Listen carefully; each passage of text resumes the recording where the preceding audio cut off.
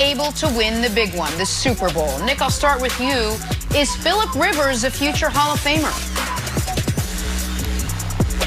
All right, so congrats, Philip Rivers. Wonderful career, but this is going to be the conversation. And if Philip Rivers is a Hall of Famer, then evidently all it means in the modern era to be a Hall of Famer is just be, somewhere around a top 10 quarterback and you'll make the Hall of Fame. Because Philip Rivers, if we put him in, Matt Ryan must be in. Matt Ryan's going to finish with the same numbers, if not better. He has an MVP. He's been to a Super Bowl. Matt Stafford then says, what about me? My numbers look amazing. If you're going to be a Hall of Fame quarterback, I need you to at least check one of these boxes. Were you a great playoff performer, or did you have a period of time where you were either the best quarterback in football or at least on the short list of the best or second best quarterback in football? Rivers checks neither. And I know his counting stats are spectacular, but he's got 5 career playoff victories. Oh, Nick, you can't hold that against him. I kind of can. Listen, I watched those Charger teams with LaDainian bleeping Tomlinson, an all-time great player throughout his entire prime. Philip Rivers, you have LaDainian next to you, and you make one conference championship game. And so do we live in a world where, as you know, in 2015, 9 starting quarterbacks were future Hall of Famers? Brady, Breeze, Peyton, Eli, Ben, Russ, Rivers. I'm leaving a couple out that would also make the list. I got to look real quick. But Rodgers, pardon me, that now we're at 8. So I don't think he's a Hall of Famer. I don't think he struck fear in the hearts of the opposition the way quarterbacks of his era did. And I don't think he's a Hall of Famer, Brandon. I don't. Wow. Nick, you're so wrong here. I mean, you got to think about it. This could potentially be, he probably played in the greatest quarterback era ever.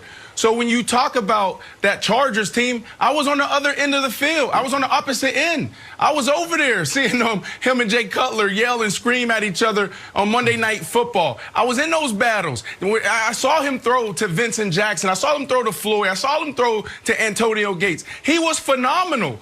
But then when you think about this and this criteria that you put in place, you got to say, well, he also had to go against Tom Brady. He also had to go against Peyton Manning. He also had to go against Ben Roethlisberger in one of the greatest Pittsburgh Steelers defense. He also had to go against the Baltimore Ravens and Ray Lewis, some of the greatest defenses. The AFC back then was loaded, not only with the defensive guys, but also some of the greatest quarterbacks ever. So it pains me when we have these discussions around the Hall of Fame because the criteria is way too high. And I say it's way too high is because there's been over 150,000 NFL players come through of this league.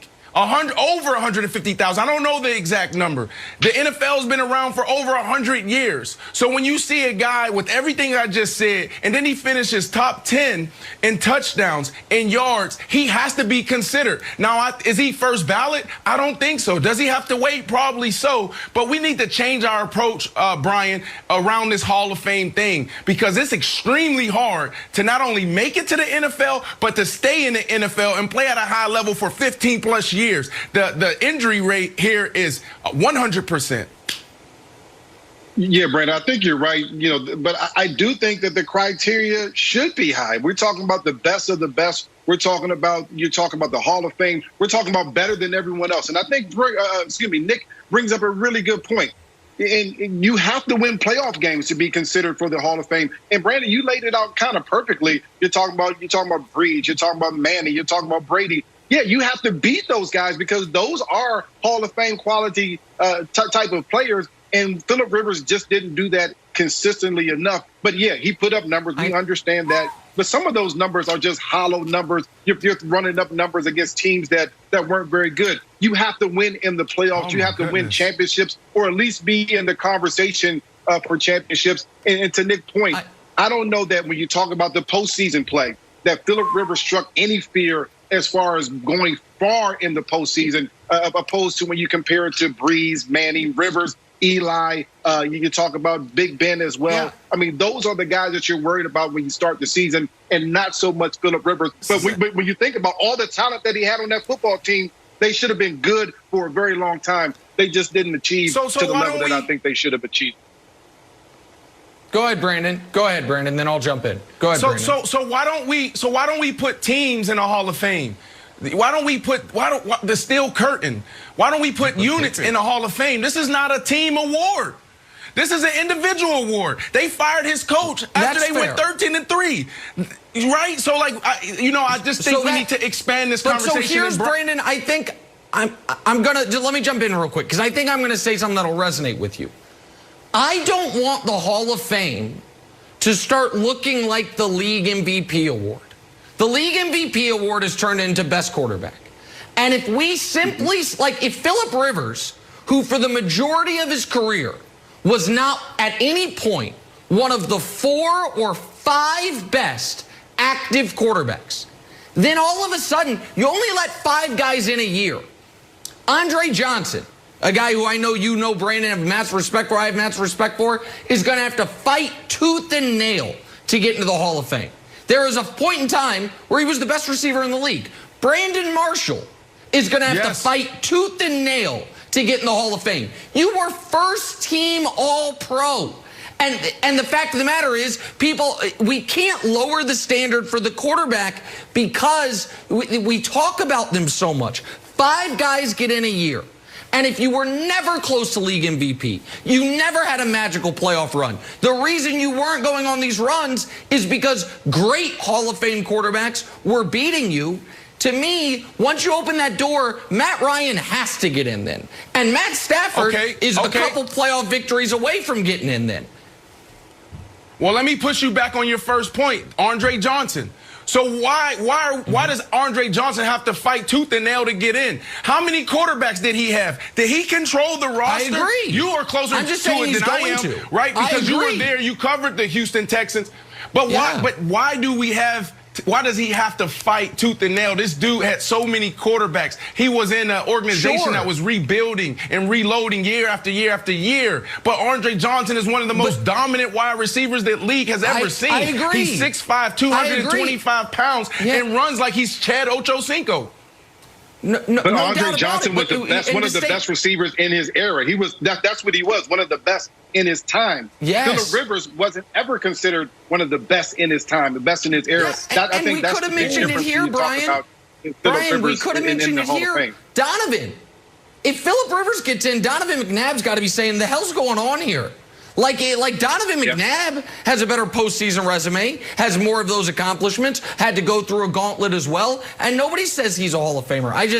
I think Rivers probably gets in, but I don't think he should, Jenna. Well, let's end like this. Congratulations, Philip Rivers. Yes, I was going to say congratulations. Also, congrats. Great season for the 8-time Pro Bowl quarterback, Philip Rivers, retiring from the NFL. Take a turn, talk some Patrick Mahomes. If he suits up Sunday, could he break out the behind-the-back pass? We'll preview this weekend's action next. Brian Westbrook, thank you as always.